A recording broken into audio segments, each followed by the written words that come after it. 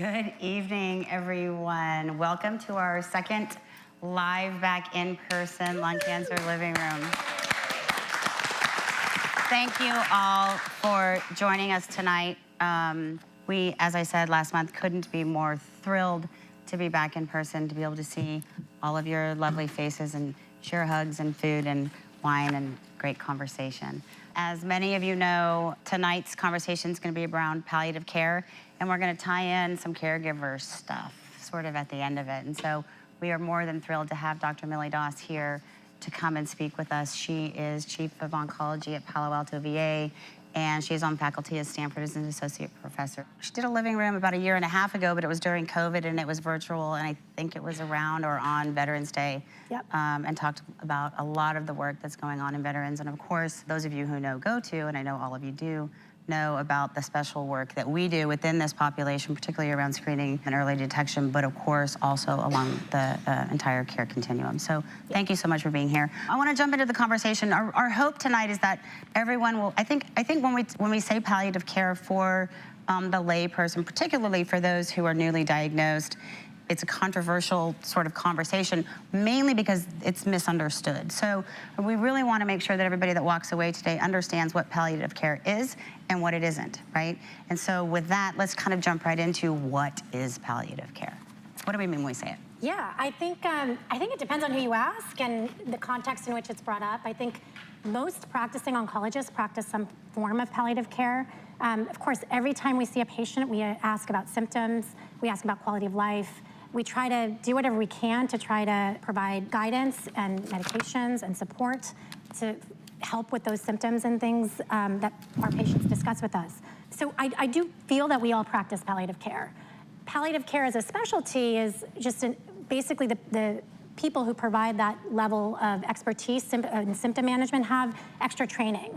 And so when we do prescribe medications, let's say for pain, and it's not working and we could use some help, that's when we refer to our palliative care colleagues to provide additional sort of outside of the box thinking. And these are a team of professionals who, again, sort of have this extra layer of training and expertise in symptom management, including pain, but other various symptom management.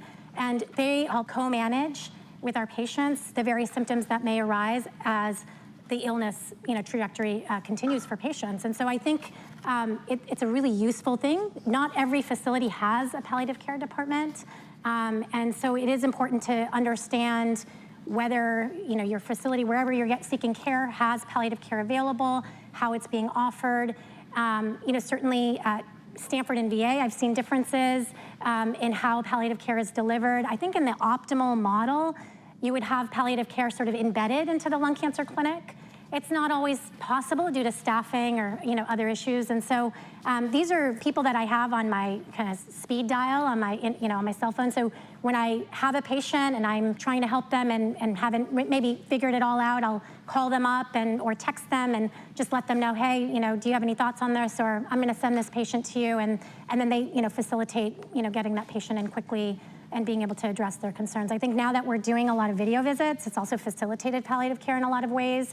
And so I think, again, it's just for different institutions, for different people, for different providers, it may have different meanings, but I think the broader sort of goal and definition is really focusing on symptoms and managing symptoms as best we can. I think it's important to kind of talk about like what those symptoms might be, because I think quite often people who are diagnosed with lung cancer, when they do have symptoms, they're maybe not reaching out to their healthcare providers for fear of being taken off drug. If I complain about X, right, they're going to take me off. But why is it important that they do complain about X? Absolutely. I mean, we know all the drugs that we give, oral, IV drugs, they all have the potential for side effects. And we always have to sort of balance the quality of life with obviously the anti-cancer effects of all these treatments that we're offering. I mean, there's no point in giving a drug if it's landing you in bed all day and you're feeling miserable. And so it's this balance, and we need to achieve that balance by thinking about what can we do to make this more tolerable?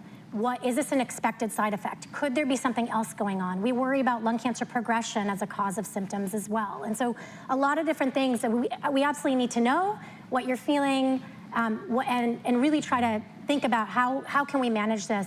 I was just telling a patient today that, a lot of these oral chemotherapy drugs, they come with specific dose recommendations, but that may not be the right dose for you. And so, we have to be mindful of dose reducing. I oftentimes now start patients on lower doses and sort of dose escalate depending on how the patient's tolerating. So there's different ways to, trying to figure this out for individual patients.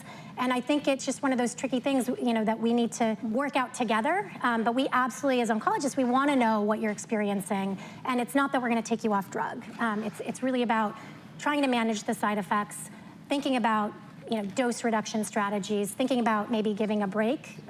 Just depends on what the symptom is, how alarming it is, what the risks are associated with it. So I think, and I know there's a few people in the room tonight who have experienced positive results with palliative care, but I know that there's also people who have said, no, I'm not going to talk to my doctor about that. And I want to kind of turn to my friend Larry over here and ask him about his experience and how it has impacted your care. Palliative care has been very positive for me. I have to admit that my original relationship with palliative care was as a phone buddy, more do as I do. Or do as I say. Do as I say, not as I do. Yeah. I did see palliative care early in my cancer life. We collectively decided I didn't need it at that time. Yeah. And then I had an automobile accident. I passed out, and my family took me by the hair and drugged me into palliative care, which has turned out to be a really great experience. I have the good fortune of being in touch every 4 to 6 weeks with a nurse practitioner in palliative care who helps me with some mental adjustment. I just started a new targeted therapy, and we had some discussions about what she might be able to do with me to help me with side effects. Fortunately, those side effects haven't occurred. But if I were to characterize palliative care, it's really helped my frame of mind for the last several years, just to know that if I need something, I have that available. Dr. Joss, do you notice that sort of as a trend in the folks that you work with, that also?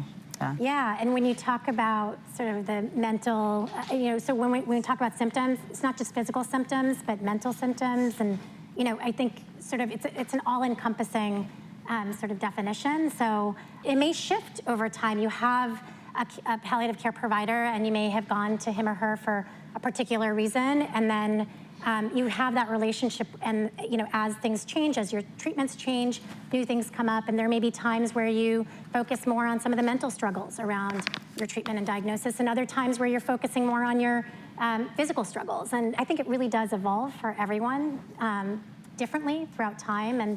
But what's nice is it's that kind of same person or care team that's there for you, and they're there to, I use the word co-manage because there's a fear that you go see palliative care, they prescribe you something, and they're not talking to the oncology team, and that's not at all the case. I mean, they're always constantly keeping us in the loop, asking us, is this okay? And, and so it is, we are really working together as a team.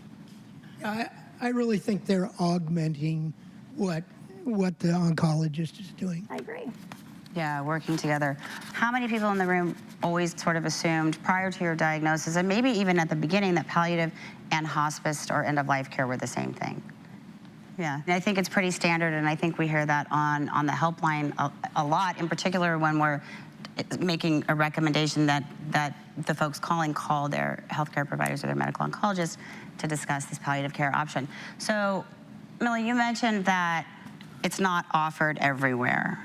What does that mean for a patient who is maybe in a place that it's not offered? Are there still options? Yeah, I mean, I think as I started out, again, when you're seeing an oncologist, they're practicing palliative care. And so that is foremost on our minds as we're thinking about managing treatments and side effects and quality of life. And so that is something that we're all really concerned about, and we are all trained to be able to do. I think, as Larry put it, the palliative care sort of augments what we are already doing in the oncology visits. Just because as a specialty, this is a fairly new specialty, It hasn't been around as long. There just aren't as many palliative care trained providers, I think, that we, as we need in this country. And so depending on where you are, academic centers will have palliative care, but community practices may or may not. And again, it kind of depends on where you are. And so I think finding out, what services are available, what is, sometimes there's long wait times. There may be other options. And I think, again, with the COVID causing us to shift from in-person to video, I think that's actually been helpful for palliative care, because I think it is allowing people to be seen. Let's say you live here, but you want to be, there's not a palliative care provider closer than, 50, 60 miles away. You can still maybe make an appointment with somebody far away and do a video visit with them. And so I think that's now becoming more, I'm seeing that a lot more. Is it common that patients can self-refer to palliative care? I believe that they should be able to, yes. In the real world, it doesn't happen. Yeah. The caregiver, as a caregiver and as a palliative care member at Packard, I know this doesn't happen. Yeah. And it's sad. And we're living in, a great place. But we have many mutual phone buddies who literally, we've been on the phone as the patient is dying, and there has been nobody else. And that to me is just awful. Yeah. And I wish that palliative care was introduced as part of the whole first picture, as part of a team, and not brought in when there's a crisis, which I think happens a lot. I fully agree with you. Yeah. Thanks, Thayer. And both you and Larry have mentioned phone buddy. So just for those, and I know I've mentioned it in the past, but for those who may not know what you mean when you say phone buddy, would you mind explaining that? In the beginning, when Larry was diagnosed, we didn't have anybody to talk to that had his same symptoms, his same diagnosis. Where do you go for that? And so Miranda, our foundation, has, put us in touch, and we act as sort of just good listeners, I guess, would be the right thing, and to help support them. And I guess over the years, we've had, 12 or 15, 20, I don't know, a lot.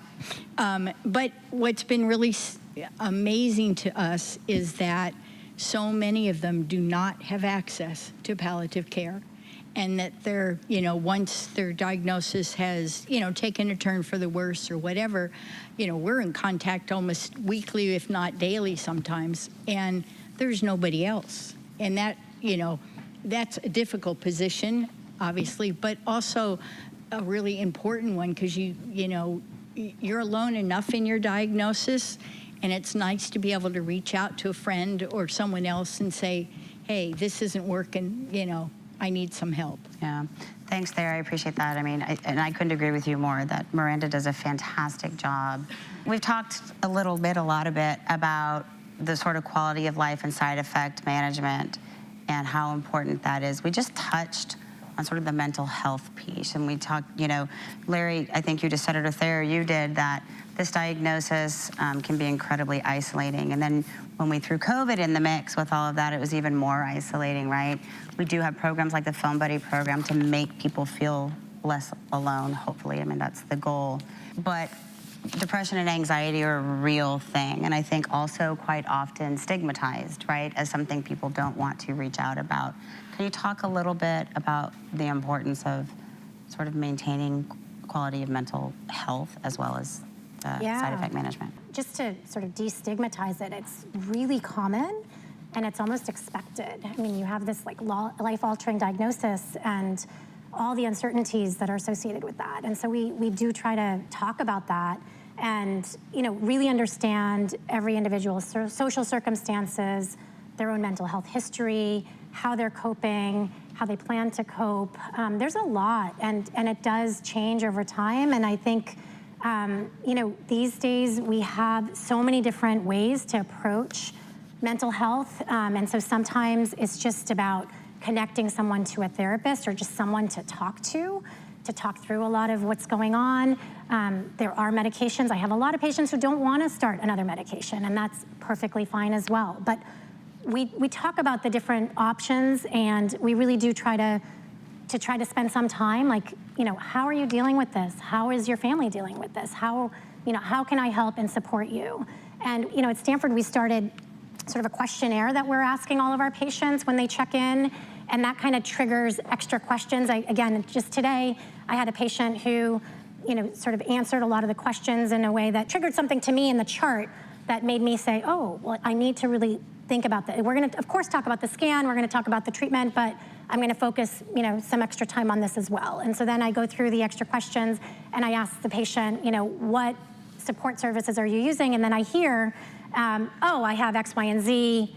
They're super helpful. This is great. And then I feel also reassured. Yes, even though this is something that they brought up in the questionnaire, it's something that I know that I'll kind of go back to later on and know that I've addressed this. And I actually think it's great that it's kind of a forced trigger for us to have a discussion and to think about the resources that are available and to be able to offer them. Not every patient's ready to accept all the services, but again, just having that conversation about this is what we have available. When you want to, when you're ready, send me a message. I'm happy to put in a referral. Or maybe we can talk about these things and talk about, what are things that we can do to help.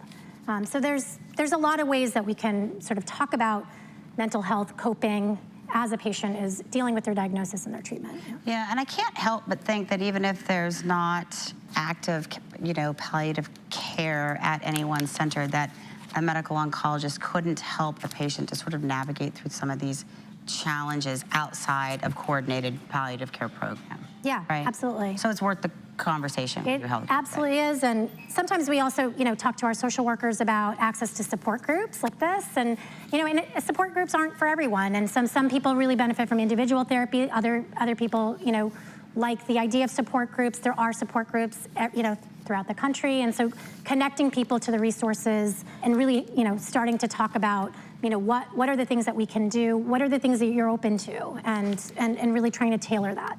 So one of the other pieces to this, Millie, and I know you and I had talked about it, and you're very familiar with the Shaw study, which is looking at sexual health, which is also is an uncomfortable conversation for a lot of folks to have with their partners, let alone anybody outside of their safe space.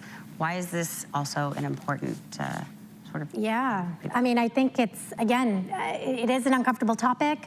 A lot of people it's not brought up naturally in conversation. I think patients don't necessarily feel comfortable bringing this up. And so I do think it was an important study, and, just highlighting the high rates of sort of sexual dysfunction among lung cancer patients undergoing treatment, and just addressing it and trying to come up with ways to address it and treat it. And I think it's again, you have a certain amount of time to do a visit, and there's maybe, like a whole list of things. You want to, of course, get to the patient's questions, and then we have our own sort of agenda, like let's make sure we looked at the scan and the labs, and so it's tough. And then I think, unfortunately, a lot of the sexual questions, the mental health questions, they get kind of pushed to the end. And so I think always starting the conversation, I think a lot of us do try, like, what is foremost on your mind? It may not be, number one on, what I thought we were going to discuss, but that's okay, because ultimately this visit is about you and making sure that we address, what you are here to, want to talk about. And we'll get to the other things, but I think that is important. And so I have had some patients who tell me, well, I'm wondering, is there some barrier protection that I'm supposed to be using? What, is this something that I can pass along to my husband or wife or partner? There's just, questions that people have, especially when they're first diagnosed, around sexual health that I think they're afraid to ask. But I do think it's important, and I think we all could do a better job of trying to address it. I think that's what the Shaw study brought to light, is that there's a high prevalence of this. We're probably not doing a good enough job of asking our patients and knowing how to refer them and who to refer them to get help. Mm-hmm. Yeah, no, I couldn't agree more. Not all clinical trials are drug related, right? Sometimes it's just answering a few questions to help us glean insights. So go ahead, Jennifer. Yeah, I think one of the big focus areas for GO2 is making sure that everybody has an opportunity to participate in research in some way or another.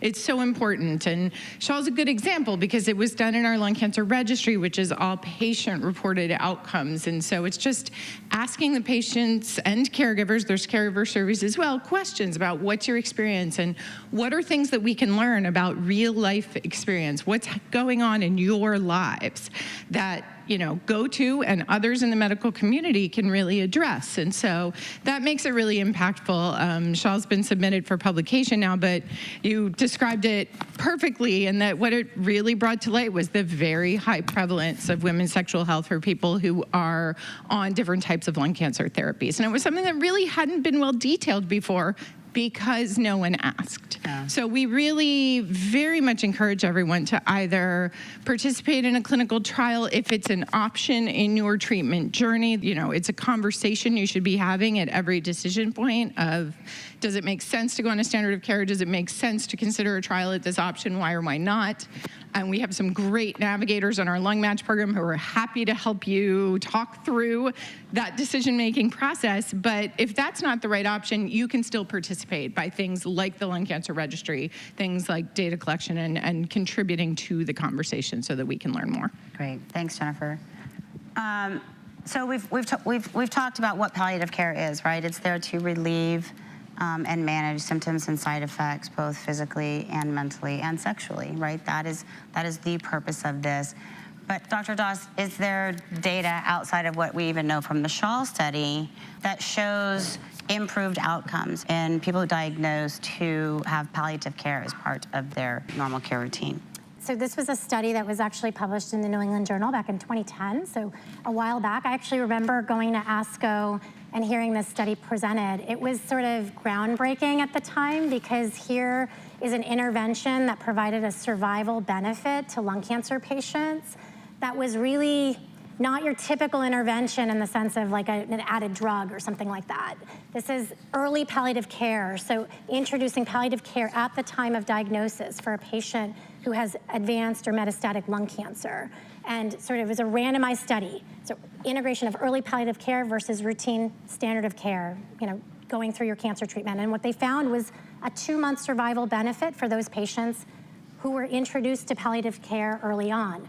This is now integrated into our current guideline recommendations. We have NCCN guidelines. I was just reviewing them recently because we do iterations of them every few months, and it was great to see that it's not just integrated into the NCCN guidelines for advanced stage, but really for at the beginning of a lung cancer workup and diagnosis, it's there. And I love seeing that, because we know that patients who are offered palliative care early on in their treatment course are going to do better. And this is despite the fact that towards the end of life, patients who were introduced to the early palliative care option pursued less aggressive therapies. And so kind of wrapping your head around the fact that you can be pursuing palliative care with a focus on quality of life and symptom management and actually live longer with that focus. It was groundbreaking at the time because I think we're just always used to seeing data about drugs that improve survival, and so it was just exciting to see intervention this simple. Maybe I shouldn't call it simple because depending on where you are, again, it may or may not be feasible, but if we can integrate this early on, we absolutely should, and it's been proven to provide better outcomes for our patients and better quality of life, better mood reports from patients. So there's a number of different benefits from this. So now I want to kind of move into the more sensitive area, the more scary area, or what people are more fearful of. And it's also a hard conversation to have, not one that's limited to a lung cancer diagnosis, right? This really goes for anybody at end of life, regardless of what has brought them there. Can you talk a little bit about hospice care? Yeah, so hospice is sort of on the spectrum of palliative care, but as we talked about, palliative care is sort of a bigger category. Hospice is really a focus on end-of-life care. Typically, when we think about hospice and we offer patients hospice, we're usually thinking about a life expectancy of 6 months or less. Though, as you all know, we're not great at estimating, and I certainly have had patients who go on hospice, and we get to the 6 months, they're still doing great. And then we extend hospice or we discontinue hospice. It sort of depends on the situation. It's really just sort of an acknowledgement that, a patient has been on therapy and they may be on, third or fourth or, another line of therapy that, may or may not work, and we're worried that the cancer is progressing to the point where, we would not be surprised if it took that patient's life in a 6-month time frame. Again, 6 months is somewhat arbitrary in the sense that we can't with any certainty predict, but that's sort of the requirement to be enrolled into hospice. There's also sort of a misconception that you have had to agree to sign a do not resuscitate order to be on hospice. That's not true. The hospice philosophy typically, will align more with the do not resuscitate order, but that's not something that is a requirement to enroll into hospice. So it's a conversation. It's an additional support for patients. So when we think about hospice, there's inpatient hospice, there's home hospice. There are various hospice agencies throughout the country. And when we put a referral in, typically it's with sort of a third party. I always tell patients, if you don't like the hospice agency, if it's just not working out, there are other ones. And so there are options there. And it's not one of those things where you sign up and you're sort of stuck with it and you have to do a certain number of things. It's really just there. It's an additional support team there to help manage your symptoms, to help you with end-of-life care planning at home. They can make up to usually 2 house visits a week, but they're not gonna force themselves into your home if you don't want them. And so I think that's another thing when I have patients tell me, I'm not ready, I don't want anybody coming into my house. You don't have to invite anyone into your house. And they're just basically when you need them. And so they have that 24/7 access, which I think is great for patients to, as things arise and maybe their provider's not available, it's 3 a.m., what do we do? Do we go to the emergency room? You can call hospice. They oftentimes can help manage symptoms from your home. They can, actually go visit you and provide you with whatever relief you need. And so it is really great. Different hospice agencies sort of function differently. I'll say at the VA, we are able to offer home hospice even at the same time as offering cancer treatment. So we can have patients be getting chemotherapy or radiation therapy and continue to receive home hospice. That's sort of an exception rather than the rule. Most of the time, in order to be enrolled onto hospice, you have to have, basically stopped your treatment. And so I struggle with that because I have patients both at Stanford and VA, and I do find when I'm able to have patients receive home hospice while they're on therapy has been really helpful, but it is a sort of insurance mandate. Let's talk a little bit about caregivers and, as my experience, the support that's sort of lacking for these amazing people who are out there trying to support their loved ones, but also have their own sort of set of needs. What does that look like in your practice? I know. I mean, this is something that's near and dear to my heart because I feel like caregivers feel like they can't say anything because it's their loved one who's going through the diagnosis and the treatment, and so they can't bring up their own struggles. And I can see this. It's as an oncologist, I notice this, and I want to include caregivers in the conversation, but I can see the reluctance in them even sort of complaining or bringing up their own concerns. And so I think when you're talking about the lack of support, there's so much, again, that we're trying to accomplish, and then this is another thing that goes to the wayside. But I can't tell you how critical caregivers are in a patient's sort of treatment trajectory and their kind of care. I mean, when we think about the drugs and things that we're offering to our patients, the first thing I think about, what is that patient's caregiver support? How are they going to reach out for help when they need it? Last thing I want to be doing is giving a treatment and then saying goodbye and having these patients leave and having and then not knowing who to call and having no one to call when they are not feeling well. And so that is something that we actually take into consideration when we're thinking about treatment, because we certainly don't want for people to feel like, oh my gosh, this is something my doctor gave me and I don't know what to do, I don't know who to turn to. And so we ask about caregiver support.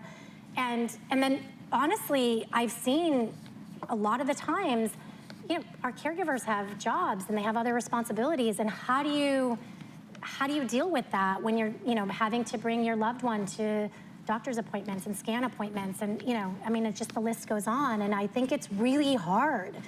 I always try to put myself in my patient's shoes or my patient's caregiver's shoes, and I'm thinking, oh my gosh, like how would I do this? And I think we don't have enough resources. I wish we did, and I think it's something that we need to work on. We need to be able to relieve caregivers to allow them to kind of continue to live their lives while also supporting their loved ones. And I just think it's one of the things that we just don't have enough resources out there. Yeah, I agree. It's a challenge there. Do you have any thoughts? I mean, from the beginning, it was pulling teeth, obviously. And there's a lot of, how are you doing? I'm fine. when he's not. And I think the thing that has been the best for me is forming the group that surrounds Larry, the babes, and other people. I get their perception and their questions, and they all pick up on, no, he's not doing fine, you know, what's going on. But I think as a caregiver from the beginning, I mean, I did this with both my parents, and I was the caregiver. I think I've learned that you're only as strong as you are. I mean, you can't help somebody else if you don't ask for help. So you reach out to your friends in your support group. And, you know, what Larry and I both realized from the beginning is we have dear friends who can't cope with the lung cancer thing. I mean, they don't know what to do with it. And for me, that's been really hard to realize that who I thought could be there can't be for their own reasons. And so you reach out to other people that can. So I think, you know, the foundation's been amazing in giving me tools to help myself be a better caregiver and to be more involved in the process. But, you know, this whole palliative care thing is one of my favorite subjects, only because I was involved at Children's Hospital with caregiving. And I realized that as part of the palliative care team and as a caregiver, you know your patient better than anybody. And, you know, you need to go to those appointments because the questions that they're asked, you may be able to better answer than they can. And I find that in so many instances. And, you know, even with end-of-life care, I had kids who said to me, my mom and dad don't get it. I'm ready. I am ready to go, you know. And that's a really hard thing for a parent to hear. But if it's presented enough, they can finally hear it. But it's hard for anybody to say, you know, I've had enough or whatever, or I don't like the way I'm feeling or whatever. But as a caregiver, you're kind of the second voice in the project, I guess, on the journey.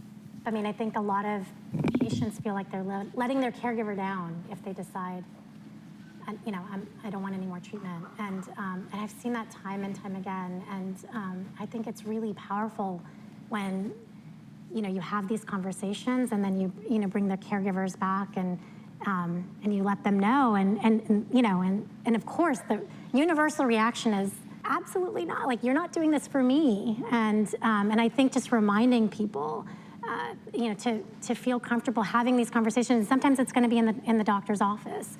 And I think that was one of the struggles with COVID when they were restricting caregivers in the office. So trying to get them in on FaceTime or on telephone, because I think it's so critical. I can't tell you, you brought up, you know, when we talk about how are you doing, you know, mentally, physically, and the patient says, I'm fine.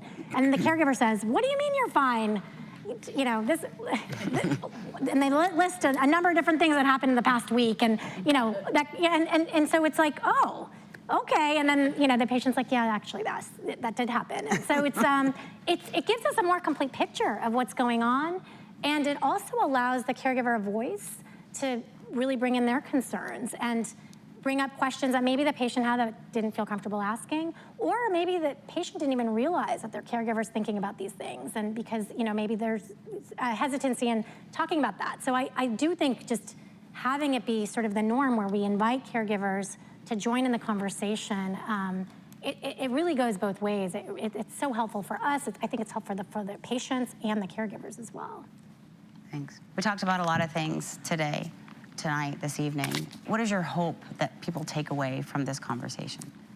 One of my hopes is just to sort of normalize palliative care and really encouraging our patients to feel comfortable talking to us as their care providers about whatever is on their mind, and knowing that we are here to listen and not just think about the cancer and the treatment associated with the cancer, but really we're looking at the whole you and want to address all those other things that maybe you don't want to bring up, or you think that we may not know what to do, or, you know, we have a lot of resources these days.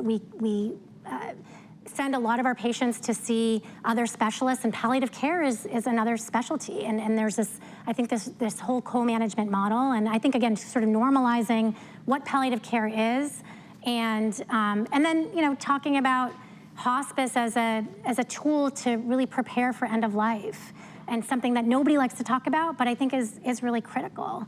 And knowing that we want to be there to support you through this whole process, and it is difficult. This is a difficult journey and a difficult process, and there's a lot of different things that will come up along the way, and just knowing that we are on your side and we want to do whatever we can, and not just for you, but for your loved ones as well. I think yes, it's not just a disease that you're carrying, but all the people around you are being affected by this, and taking time and space to talk about that, I think, is really important, and we want to do that, and I hope that that's something we can all continue to do, and I would absolutely welcome that from all of you. Yeah, so thank you. Thank you, Dr. Doss, for coming and talking to us today. We cannot tell you how much we appreciate it. To all of you watching live, all of you in the room, the entire GO2 staff, and of course our supporters, which is a very long list of people who year after year after year support this program because they see the value in it, just like we do. Amgen, AstraZeneca, Boehringer Ingelheim, Bristol Myers Squibb, Daiichi Sankyo, Eisai, Foundation Medicine, Genentech, Janssen Oncology, Merck, Mirati Therapeutics, Novartis, Regeneron, Sanofi, and Takeda. Thank you all from the bottom of our hearts. Until next time, see you guys soon.